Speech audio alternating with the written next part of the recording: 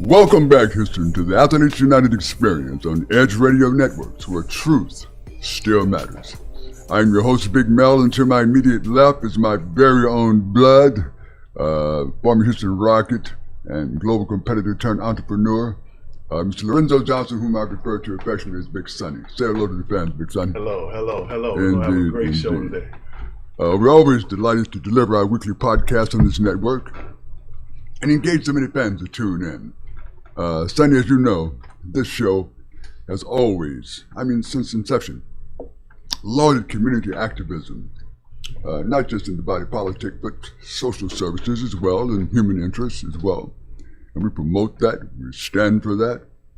And social caring, as you know, and your association with NBA and my association with NBA, has always been a part of an athlete's life, has always been something athletes are associated with. So, our first guest has founded an org that is focused on helping seniors navigate daily living. And I'm eager to hear her explain some of the various services they offer, but at a glance and at a minimum, they have registered impact in many parts of the senior community in the greater Houston area. So let's hear from her. Ladies and gentlemen, welcome to the Athletes United platform, the always colorful and visible founder and CEO of Friendly Faces Senior Care, Ms. Kiani James, ladies and gentlemen. Ms. Kiani James, thanks for joining us this morning, Ms. James. Thank you. So nice to join you guys. How y'all doing? We're doing great. And is it just coincidental or random that you seem to be everywhere at once? I mean, you're at gala gatherings, fundraisers, health expositions, you name it, and you're always so splendidly dressed. Thank looking you. so marvelous. Is that the prerequisite to work at Friendly Faces? Yeah, you must like pink to work at Friendly Faces. Definitely. That's pretty obvious. Well, let us ask you a couple of questions here. Okay. Can you sort of give us your background and professional training in this area? How did you arrive at this? Yeah, my professional training is in the sales and entrepreneurial world. I had no idea that I would actually get into senior care.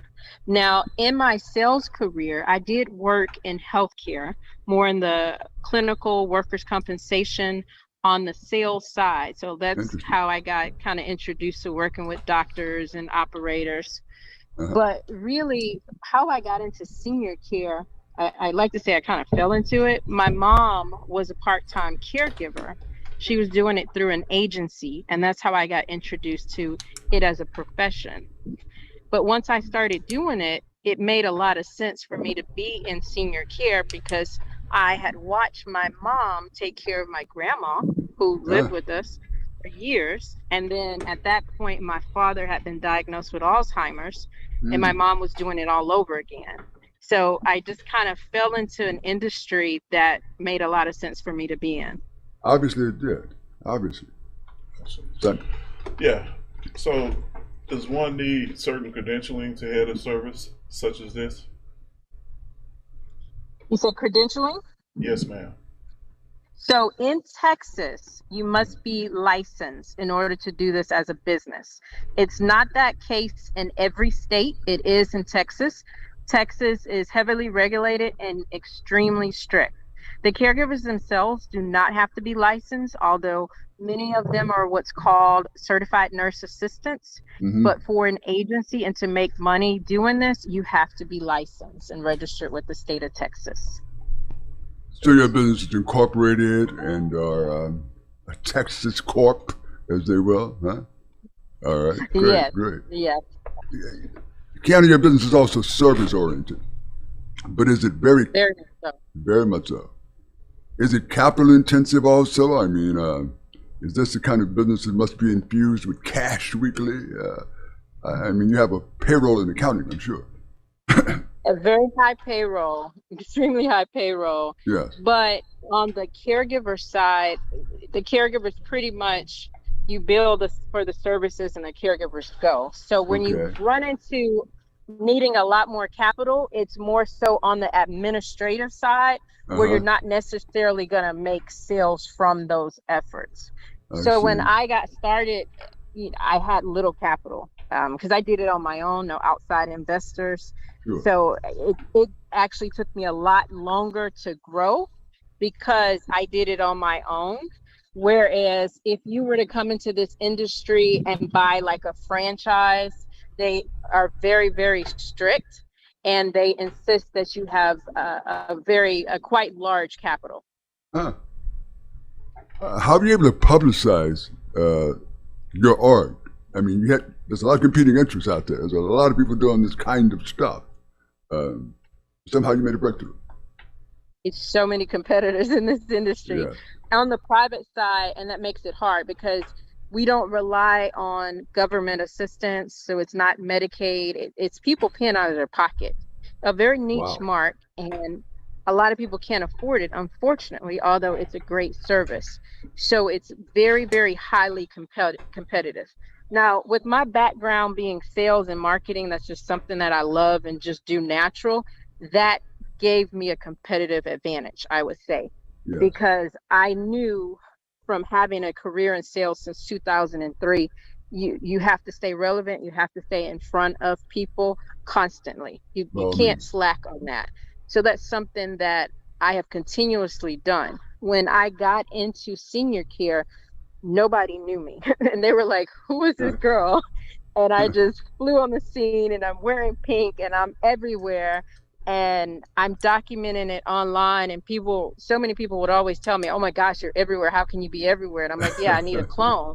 But I knew having the type of business I had and trying to build my own brand from the ground up, because I'm uh-huh. competing with those major franchises. Of Those course. major franchises have lots and lots of advertising dollars that, Mm-hmm. sometimes they're on the radio or the TV, Mm-hmm. print advertisement. I didn't have the budget to do that. So I had to work a lot harder to get my name and my face and my brand in front of people. Well, that you do, Miss James. That you do. Very well. Well, what motivated you to develop this business? So what motivated me was, again, seeing my mom do senior care. First, having just an interest in it as a business. I have always, since I was 8 years old, wanted to be an entrepreneur. And I graduated from the Wolf Center for Entrepreneurship at the University of Houston, which is actually the #1 program in the whole country. So I had a really good background in training and entrepreneurial efforts. But when I got out of college, I didn't know exactly what I wanted to do. I had a whole bunch of ideas. So when I learned about this as a profession, it made a lot of sense to me because I'm very passionate for the elderly. Uh-huh. I helped my mom to take care of my grandmother, who lived to be 91 and was able to stay in the home. So she never had to go into rehab. She never had to go into a nursing home, which is very, very rare. And then with my father being diagnosed with Alzheimer's, and we didn't know at first, he started exhibiting all these different signs and we didn't know what was going on. But to later learn that he had Alzheimer's and then we're doing it all over again, Mm-hmm. caregiving, Uh-huh. it was something that was just very, very natural. And then when I got into the industry and was able to concentrate on the private pay side, so I don't really have to worry about all like the Medicare and insurance regulations, I can really focus on the quality. That was something that's very important to me because I'm huge when it comes to customer service. Uh-huh. That was going to be another concern here. How do you manage QA? I mean, how do you determine Yeah, what's quality threshold? Q, and that's always going to be a challenge, especially when you grow. You're going to have growing pains when it comes to Q&A. And in the beginning, I'm hands-on everything, and Mhm. that's something that I've had to learn to start delegating. This year alone, I mean, we're in a year of COVID where Yes. so many businesses are going out of business. So many people don't have jobs. And I'm in an industry that's thriving. Our business has doubled in Huh. business during COVID because it's that much of a demand for people because people are going home. They're trying to, in many cases, avoid the hospitals and avoid the nursing homes. So they're going home, but they still need help. Sure. So that is in itself going to be challenges because as you get larger, you can't have your hand on everything. So the That's for sure. delegation for me is what I'm still working on, but what's helping me to be able to control those Q&A, because knowing that I can't be everywhere and know everything, but having and hiring good key people that are going to do things the way I do it, maybe not exact, and that's okay, Mm-hmm. but hiring good people and allowing them to take ownership of certain things within the company so that we can control that Q&A. So your selection process for people or contractors and whom are hired to associate with you must be pretty stringent. Thank Yeah. you. So is this business cyclical at all? I mean, does it go up and down? You mentioned the COVID effect, but prior to COVID, is it a cyclical kind of business that has its ebbs, if you will, and flows? I think it really depends. So there Uh-huh. are a lot of business owners in this industry that really struggle. It's a very hard business to run. I know a lot of people, they get a sum of money, however they get it, and there are people that are trying to sell them franchises, and they say, hey, get into senior care, it's a booming market, which it is, and people get in and they leave within a year. Hard business to Uh-huh. run and manage. So it can be hard. For me, my personal experience, it took a lot longer than what it should for me to get to the point that I'm at. But that was almost deliberate because I had low capital. I did it on my own. I didn't have outside investors, which means how I call it, I piecemealed my business together. So I wore a lot of hats in the beginning to get my business up. And I bet they were all Which- pink. Yeah, it saves money in the beginning, but it really does cost you more because then you can't do as much. I see. So now, like with us, we were already on track as far as growing prior to COVID. And then after COVID, it's just really boomed. Uh-huh. Well, you mentioned wearing a lot of hats, and I'm certain it was necessary, but tell us, were they all pink? Most of them. That's great. Go for it, son. All right. So senior care has become an industry in and of itself. So how does your service add value to the entire genre? Yeah, this is something I did not know about. I guess I never thought about it because we weren't faced with it. I didn't even know, you could hire somebody to come into your home. I guess I just hadn't thought about it. It's such a needed service. The whole fact that most people want to stay at home. Most people don't want to have to go into a facility or a hospital, and some may have to, and that might be the practical and reasonable thing. But for those who can afford to stay at home, it's a great option. We're with people many times when they get out of rehab or hospital, and we'll stay with them until they pass, and they will pass in the home. And for so many people, that's what their goal is. That's what they want. I want to die in my home. I don't want to die in a hospital. So we're able to give that to people. And then for many seniors, we're able just to give them more independence. So a lot of times I'll tell seniors, because a lot of them are very hesitant to get services or even to ask for help or even to admit that they need help. Sure. So I'll tell a lot of seniors, give up just a little bit of your independence so you can hold on to a lot more. Because if that senior refuses help, doesn't want to go into a facility, doesn't want anyone helping them, they're fine on their own, what will happen is all it takes is one fall, and then now they're at such an advanced state where they're in the hospital and they may never come out, or they have to be put into a nursing home. So when they get that help from a caregiver, we are able to, one, extend the life of a lot of seniors because we're putting in proper care plans, and then giving them more freedom and independence that they need and that they want, and letting them be able to stay in there.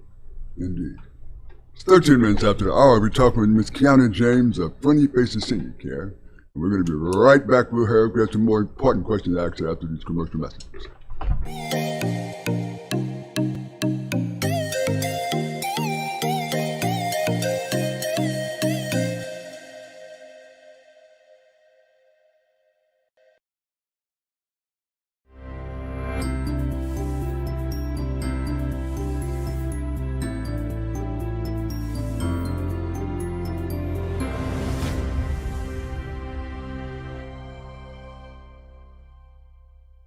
A retired Marine and former school teacher is spending his days on the road promoting unity. His platform is to erase race, and he's trying to do that by traveling the country, visiting 100 cities, spreading his message one conversation at a time. I was born and raised in Waller County, Texas, just northwest of Houston. As a child of the 60s civil rights era, I lived in a city that was probably 100% black at the time, and that city, Prairie View, Texas, had an educational background that far exceeded the national average. Because of this uncommon occurrence, I grew up lacking the sense of inferiority that many black people experience as a result of segregation and the remnants of the Jim Crow era. In Prairie View, the smartest and most able and capable people the children of that city saw daily were always black. After integration in 1969, I grew up with friends from a variety of ethnic backgrounds, and this continued to expand as I went to college, and my circle of deep relationships continued to grow with football teammates from various parts of Texas and the country, and then expanded even more after I joined the United States Marine Corps, where my relationships began to include foreign cultures and people with whom I never envisioned communicating. Today, after having visited and lived in the continents of Asia, Africa, and Europe, I am convinced that we are all far more alike than we could ever realize. Something has hindered that realization for others. Here in the United States of America, we have been plagued for hundreds of years with a concept called race. This concept would have us believe that we are fundamentally very different and our skin color makes us so. Though anthropology, sociology, and medical journals continually refute this, many Americans continue to harbor the erroneous beliefs associated with race. This is what I'm here to change. Hello, I am Carlin Charleston, the Executive Director of Erase Race. We are a 501c4 nonprofit organization designed to remove race from our society and unite people across all demographics and bring them into the novel reality that we are all quite differently the same. That phrase may sound contradictory in itself, but it really makes sense. Once we understand our common origins from whence we all originate, then it becomes much more interesting to see how differently we have evolved in our geographic regions as one people. Erase Race began the work of unifying our country when I embarked upon a 112-city tour last June. Driving the Unity van from coast to coast and from north to south, the thrill of visiting the 48 contiguous states and meeting people I would have never met otherwise was simply amazing. From Baton Rouge to Boston and from Philadelphia to Phoenix, I became more American every day as I met the people that make up this great country, and that is where I want to take you. This is city number 76. Shaking hands, visiting people and places, striving for unity as a human race. It has really been phenomenal. Number one, to travel the country and go to different places in our country and meet the people is what most Americans need to do. He said there have been surprising interactions, even poignant moments, stopping along sites of historic importance like the Liberty Bell and Harriet Tubman's home. He'll make his final stop in December, but his work will be far from done.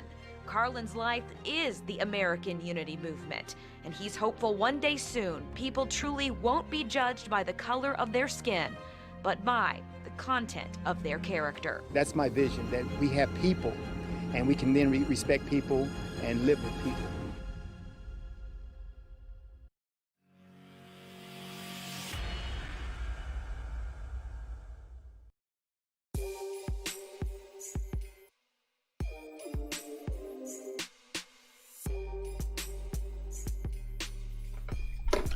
And we're back. Speaking with Ms. Kiana James, founder and CEO of Friendly Faces Senior Care. And, you know, I'm listening to you here, and it's compelling. You got in this business on a shoestring budget, very competitive in some cases, closed this business with just a passion and instinct to get it done, and suddenly you become a viable enterprise in this city. Did you find that amazing? I mean, was this just the expectation? It was definitely the expectation, but that's just the type of person I am. I'm a very determined person. Even when it looks like the outlet is not going to be good, I'm like, no, I'm going to find a way. And that drives my husband crazy. He's not the risk taker in the family. It's very, very hard to have a business and to start it on your own and not have outside help. Is extremely hard. So if anyone's thinking of doing that, you really got to count the cost.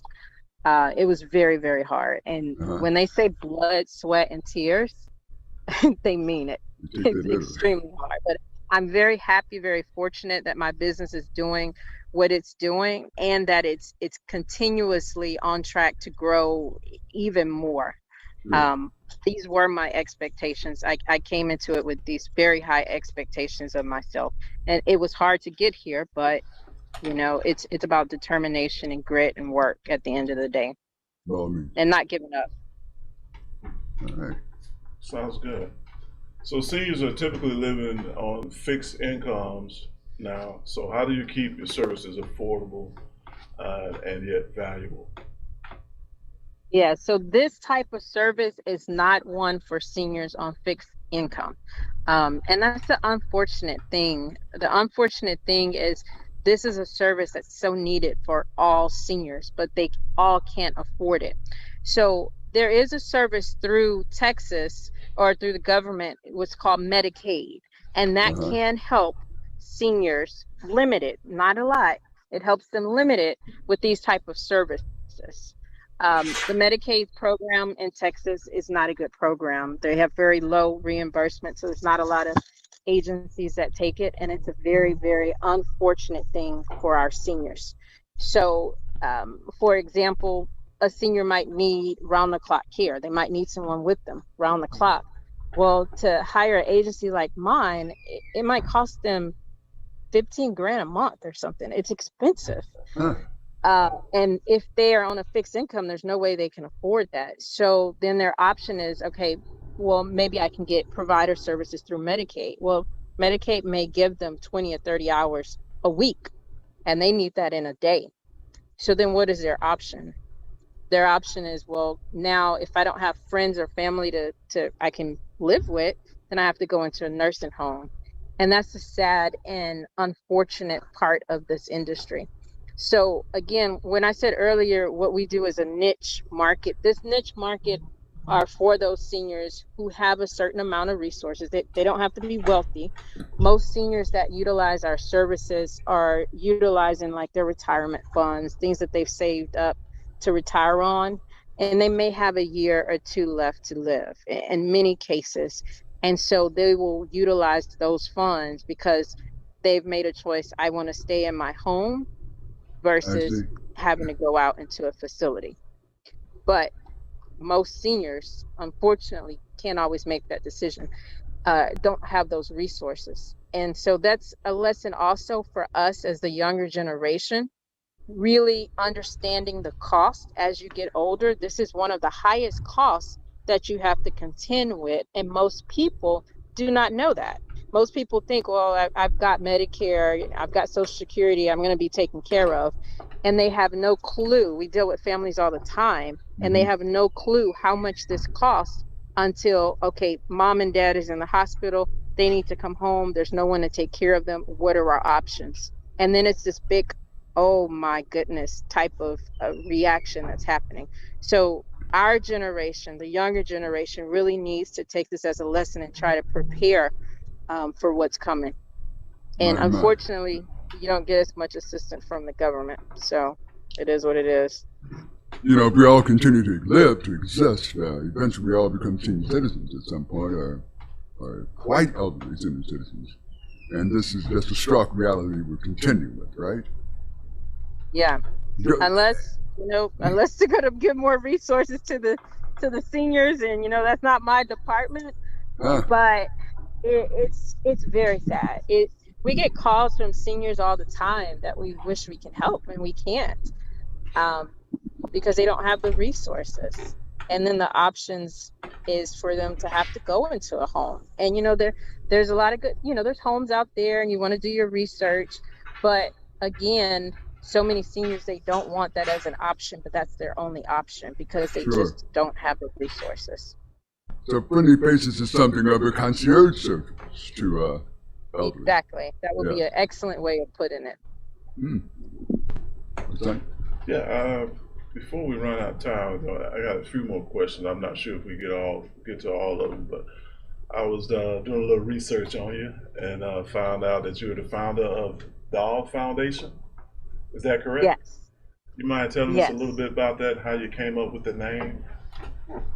Yeah, so the Doll Foundation provides resources for caregivers and for seniors. And the reason I thought of that is because of really the demographic of the workers that work with me, my caregivers.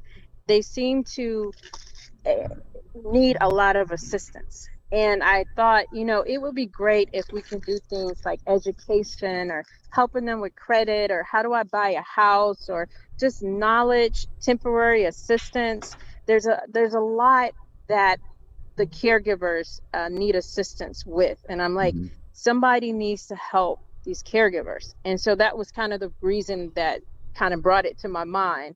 In addition to that, again, we talk about those seniors where they need help. So there's a lot of seniors that are living by themselves and they can manage, they're independent, but they still need a little help. So, and they can't really afford, a lot of services. And sometimes they may have the money, and because of that generation going through, poverty and depression, the Great Depression, and just so many things, they will hold on to their money because they're afraid they're going to be destitute. So wouldn't it be good if we could at least, we can't assist them fully, but maybe provide some type of resource to them, education, maybe, some food. We've done food drives, and we've done drives to deliver things like blankets and things that the seniors might need. Now, as far as the name, the Doll Foundation, I talked about it in reference earlier about my grandmother, who's really my inspiration for this business. She lived to be 91 years old, 91. And my mom took care of her. She never went into a nursing home or rehab. And my mom she's an excellent caregiver. Her name was Mama Doll. So we called her Mama Doll. She's a little old feisty lady. And so I wanted to do something to really pay homage to her. And so I called it the Doll Foundation in her memory. That's Interesting. awesome. That's awesome. You got the next one? You built this business model, I guess, through a selection of ICs or contractual employees or associated services. Are there any W-2s associated with your? Yeah, they're all employees. This type of business, you really want to have employees. Really? There are some agencies that will have them as contractors. That's really frowned upon with the IRS. So you have to have a certain level of control over the employees, again, for quality assurance. So you really want them to be employees. Huh. Is there any recertification, retraining? I guess from time to time you obviously have to reset some of the expectations with these employees. Oh yeah, constant training is involved. The state of Texas, again, very strict, which is a good thing, and that's a good thing for the seniors. They have to do initial training. They have to be competent to be able to do the duties that are necessary. And then every year they have to take annual training on a list of different topics. The same way that myself and my administrative staff, we have to have a certain number of hours on an annual basis. And then we're required to keep up with what's going on, in the industry, in the market, so that we can provide the best service and take care of these seniors. And we really saw that illustrated this year during COVID, when we've had to adjust and create new policies and procedures and a lot of additional training as it pertains to COVID. Because one, we have to keep the caregivers safe. They're going into homes. They don't know if, families are infected, seniors are infected. Then we have to keep our seniors safe because they have caregivers coming into their homes. So this definitely has been a challenging year. Definitely. So some of the functions that you attend, some of the social gatherings, does it have something to do with driving awareness, driving your visibility in that community? Yeah, definitely. A lot of what I do is for the senior community. I'm huge on networking, and that's one of the ways that I really built my brand is through networking. But I'm really big on giving back. I love it, and so I get involved with a lot of philanthropic type of activities as well for a number of different causes, some senior related and others related to, again, a number of different causes. But Miss James, you're kicking the door in, baby. You're kicking the door in. We're proud of you. We're watching you. appreciate it. You're highly visible in all media platforms. And so congratulations once again for building what you know to be something necessary in the community, a kind of valuable service. And it seems like you're having a little fun at it. Yes, this is an awesome industry. Yes. You get to meet a lot of people. As you can tell, I am a social butterfly. So I sometimes I can't believe that this is how I make a living, going out and networking and talking with a bunch of people and getting assist elderly, and they're so precious. It's really enjoyable what I do. You bet. Will you come back sometime and update us as what else is going on out there? Huh? Definitely. Oh, good. That's good. And no doubt you'll be wearing pink. I probably will. Thank you once again. This is Miss Kiana James of Friendly Faces Senior Care in Houston area. And we're grateful to have her today. Thank you very much. And Thank you. we look forward to seeing you again. Bye-bye. Bye-bye. And we're out.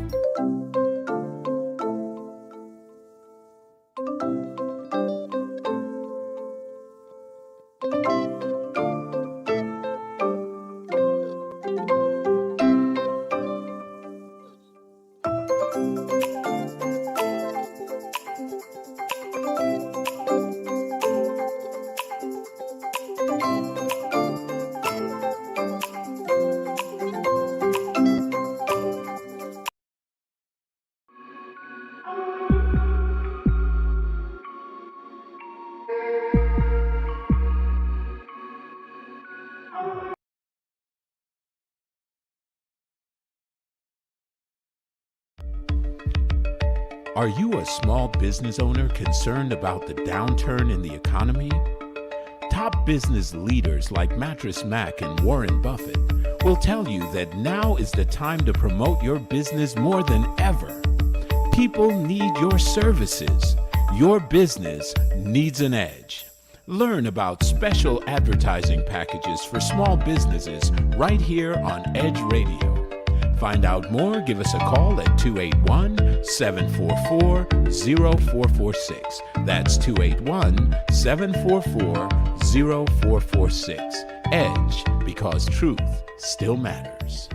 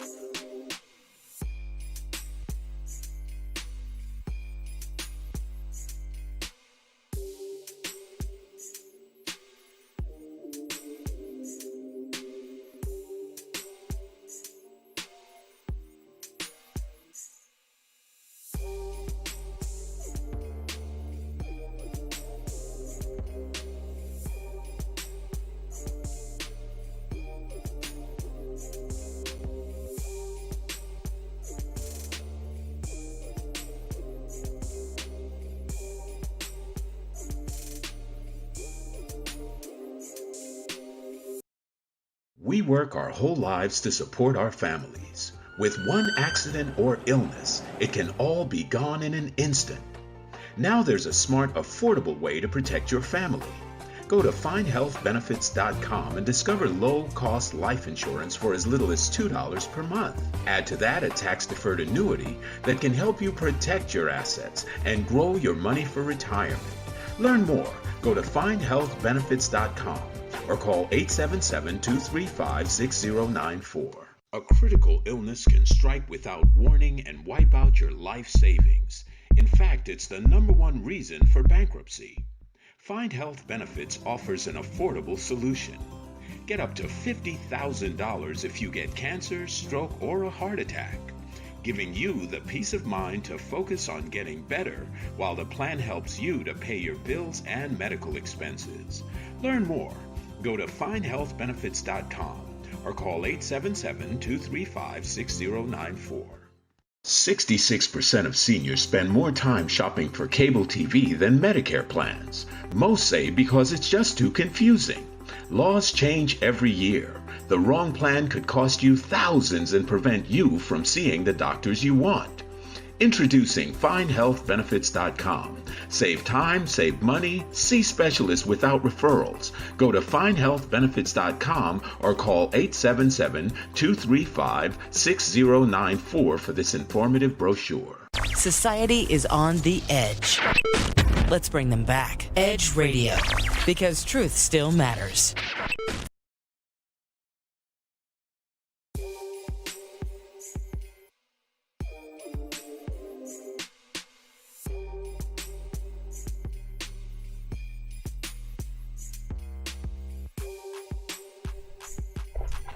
Welcome, Houston, once again to Athletes United Experience here on Edge Radio Sports Network, where truth still matters.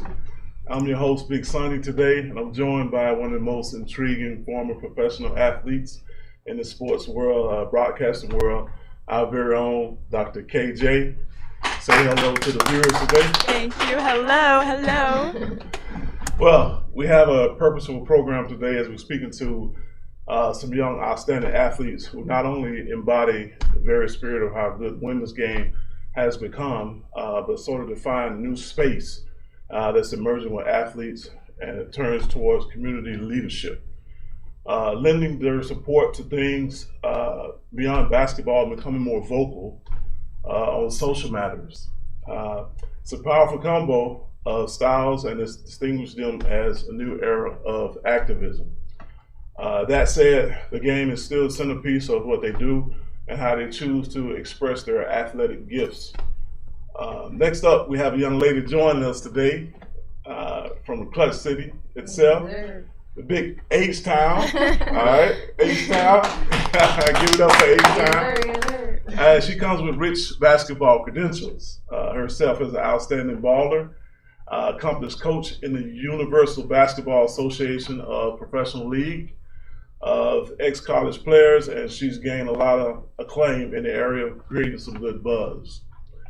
So please help us welcome to the stage another inaugural member of Athletes United, Houston's very own Nicolia Deuce Jackson. Welcome, Coach. Thank you so much for having me. All right, let's get right into it. First off, please explain to us the origin of the tag name Deuce. Well, it's actually a funny story. It came from my basketball number, for one. My original number was number 12.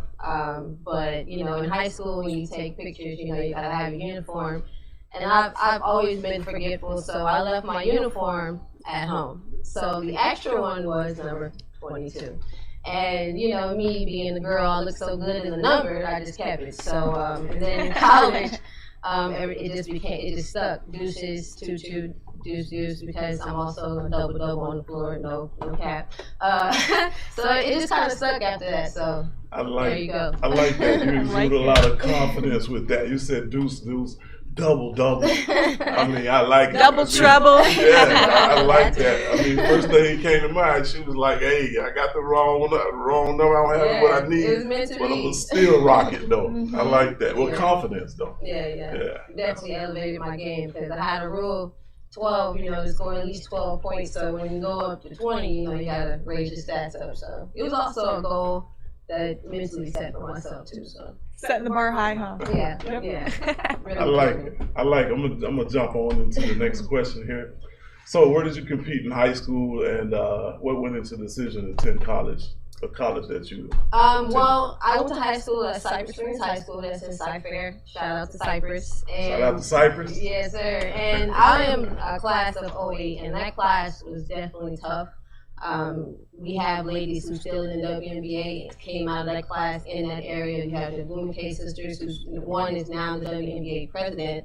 You have Sydney Colson, she played at West Side, and she's in Chicago Sky, and you got Freedom Christmas, who also played at Cyfair and AAU, and she's in Dallas Wings. So, and of course everyone knows Brittany Grinder from Houston. So that whole class in the area was very, very tough. So what made me go to JUCO, however, was my senior year.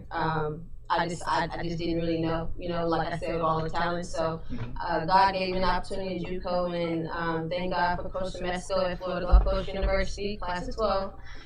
They're still doing their thing as well. And he saw me at the scrimmage my sophomore year, and he signed me on the dot. So that's how I landed in D1, and the rest is history after that. Right. So it started at Florida Gulf Coast. Let's make sure we get them props. What's Florida, the name of it? Florida Gulf Coast University, yeah. Right, okay. And they're actually on a 10-year streak right now of winning the conference, so since 2012. Did you say 10 years? 10 years in a row. Wow. Winning conference? Winning conference. Ladies and gentlemen, that deserves a round of applause right there. Wow. So, yes, sir. So, obviously, when you were there, did you win? Yeah, my class was actually the very first class to go to the NCAA tournament.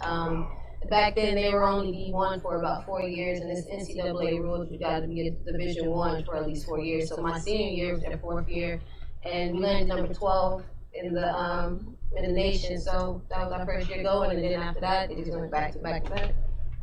Yeah. That's pretty It's impressive. a really great program. Really great program. Amazing. Hey, so as your college career was ending, was it WNBA or Europe in the cards at all for you? Well, my senior year, I suffered a meniscus injury. So again, I didn't know, but God took me down to the coaching realm, which landed me in pro in New York and Boston. So I had my runs in the pro league and overseas and Mexico and stuff like that. Yeah. Awesome. Wow. I'll let you. Yeah, so I heard you say take all the questions. you tore your MCL, your meniscus, and I personally relate to that. I want to know, as an athlete, personally, what setbacks did you face? And I know you mentioned God. I know you're very much in your faith, so I want to know, where you were at that point. God is definitely number one, because any athlete that's having a high year don't want to see an injury, especially a knee injury. That's like, to me, the worst injury you could have. But you just got to stay focused and have that support system, because of course the scouts want to see a healthy body. They don't want to hear injury. So some of them walk away and some of them stick around depending on the type of player. But definitely the support in God and everything that you push through is what helped. Amen, yeah. It was led me to an alternate, route. Thank God for all my trainers and 5-star camp, because it gives you second chances in order to be seen overseas and stuff. So. I think we can all agree that everything happens for a reason, and God planted you right where you were. No matter the setbacks, you had that comeback, and that's all that matters, right? Yes, most definitely. I noticed you said 5-star camp. Yeah. Is that a camp that you attended, or? Yeah. So summer of 13 and 12, which is right after I graduated, I was counselor and a trainer at 5-star basketball camp. It was a really good camp. LeBron James went to this camp. Carter Williams. It's really big on the East Coast. He's been to this camp, and that really taught me, to never give up. Because you had certain NBA players who was a rookie at that time, or the second year at that time, counselors in this camp and giving back to kids. So it really taught me that it's really all about the passion. As long as you keep that passion and you keep your head forward, you can accomplish anything. That's awesome. Amen. Yeah. That's awesome. Doc, you got another question? Yeah. I'm curious, as personally an athlete myself, I'm a pro athlete. Throughout your high school, college, did you feel you lacked any social networking, social interactions? Did you feel like you were more so focused on your passion, basketball, Well, sport? as an athlete, it's really into one, and that's what led me to really start my nonprofit, is to really teach young athletes that your social media nowadays is really big. Back when I was in college, social media had just came around. We didn't really have every resource that we have now in the media, but social is really nice because you need fans to come to your games. You need people to really support you in college. So it gives you a chance to be social, in between classes. People get to really interact with you, get to be personal with you, and they feel like they know you, So when you do get to that next level, you already have a home base, where your school is at. I think any pro athlete will tell you they love their school. They'll go to an alumni event, hands down. So you have time to be social, and then also, depending on the program, they set up events for you to meet your fans and meet the students and stuff like that. So. Wow, yeah. I want to know, how young were you when you first remember picking up a basketball? Oh, man. Tell us that story. Not to put my age out there, but no. Honestly, I was 5 years old, and basketball wasn't really an interest to me until I was in 8th grade. But I picked it up at 5. To me, it wasn't basketball. It was just time with my dad. You know what I'm saying? He would always have a goal in the back. My grandma had a diner, and he would always shoot hoops in the back when he should be taking the trash out, or something like that. So it was really a keep away game for me, and that's what really got me into it once I got older. To really understand what I was doing at a young age.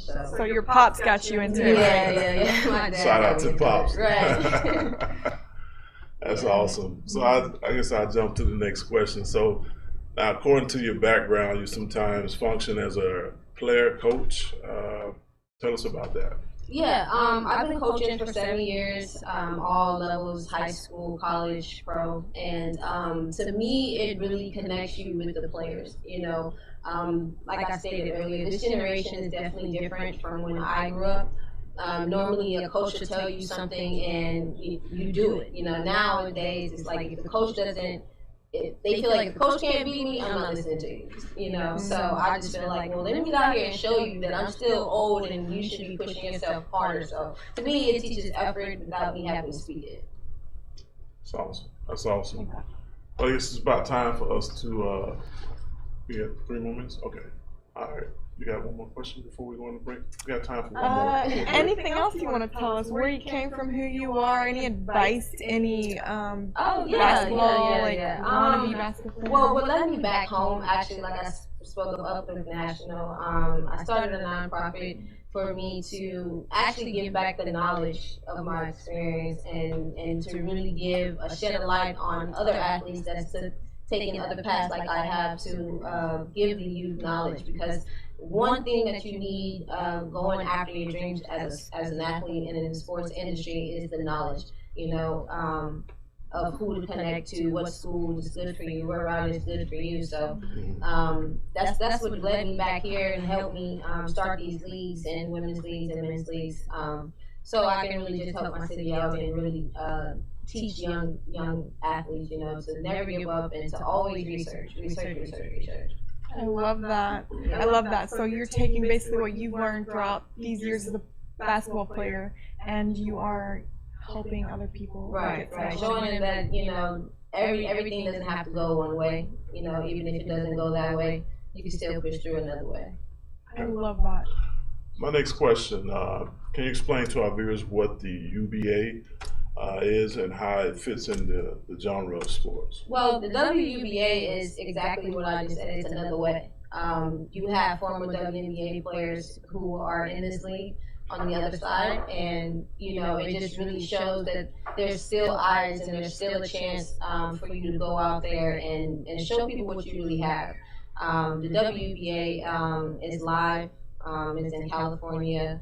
To me, it's really the D League to the WNBA. Like I stated, you have former WNBA players in there, and the competition is really high. Competition is really good. So I'm excited that Houston has a team there where we're breaking that chain, of a closed minded. So you're currently playing on that team. Yes, right? yes, I am. You are. We actually have game this weekend in Humble. Okay. Yeah.